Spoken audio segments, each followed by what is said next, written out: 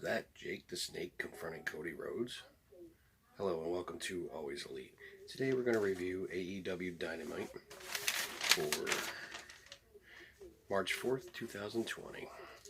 And yes, we are going to start with that.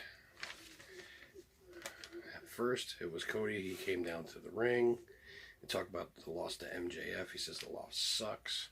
And the only way that he'll accept the loss is if MJF comes down to the ring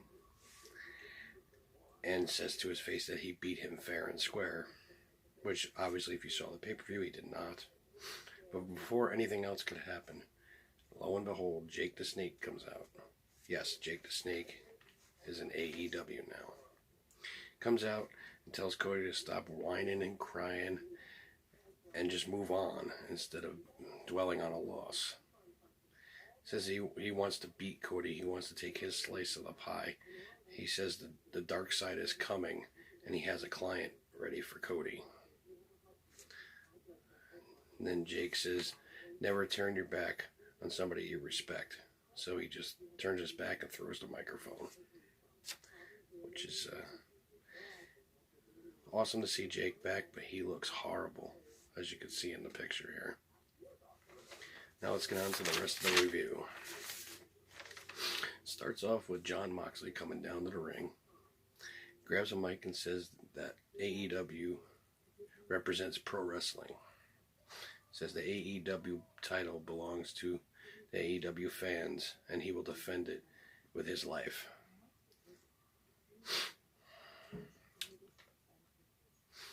Says he dares the Inner Circle to try and stop him. Then Jericho comes out with the rest of the Inner Circle. Says he doesn't need the belt to be Le Champion. Says the Moxley era has begun and it sucks.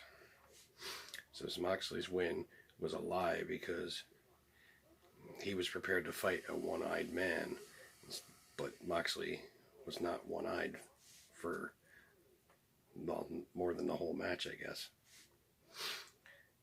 Goes on to say that Inner Circle is a hit squad now. And now he's putting the whole roster on notice. And it starts with Moxley. Goes to say if Moxley walks out tonight after the main event, he'll leave AEW for 60 days. More on that later. Then we get to the first match. It was an 8-man tag between SCU and Colt Cabana versus the Dark Order. Evil Uno, Stu Grayson, Alex Reynolds, and John Silver. Great tag team wrestling from all of them. Eventually the Dark Order takes charge. When they take out Christopher Daniels, they isolate him in their corner.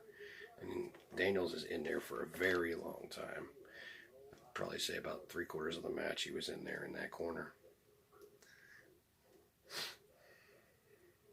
Daniels finally gets the tag, but Dark Order takes control.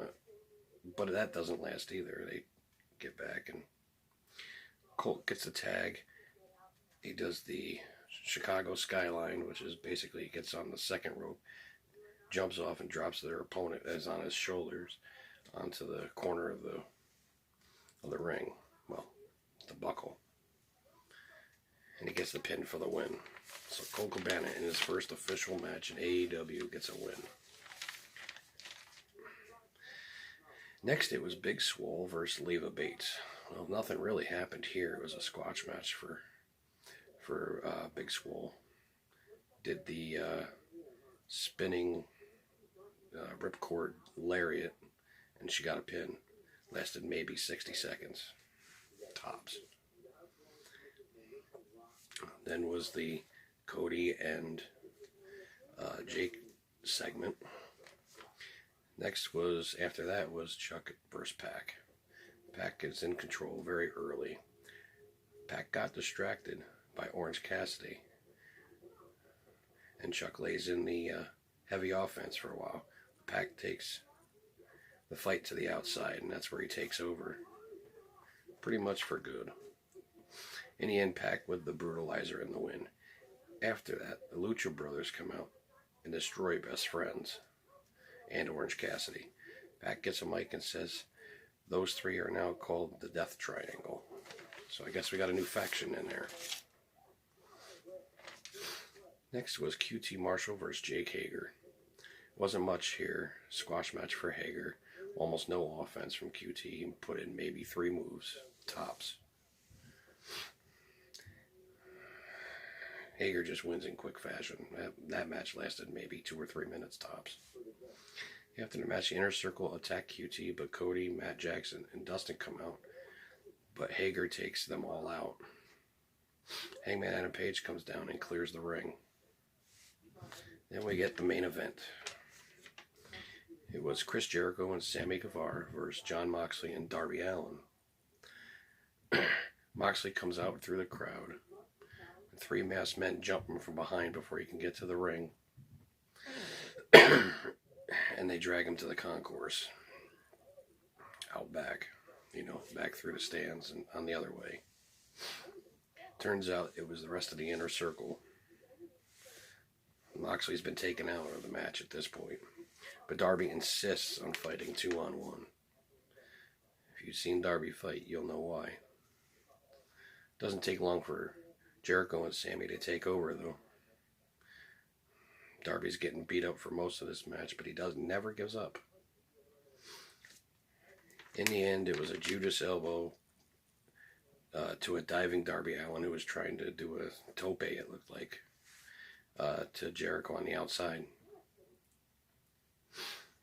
Sammy rolls Darby in and gets the pin for the win. But Moxley comes out after the match to take out the Inner Circle. But the Inner Circle gets the best of Moxley. They drag him up the ramp. And then they proceed to powerbomb him through a table from the stage. Through the table that was down probably about 6 feet. So, to answer Chris Jericho's question, no, Moxley did not walk out of AEW Dynamite on his own power. So Jericho's around to stay. That's all the time I have for you today. Vote in a poll above my head and let me know what you thought of the show. Until next time, always be elite.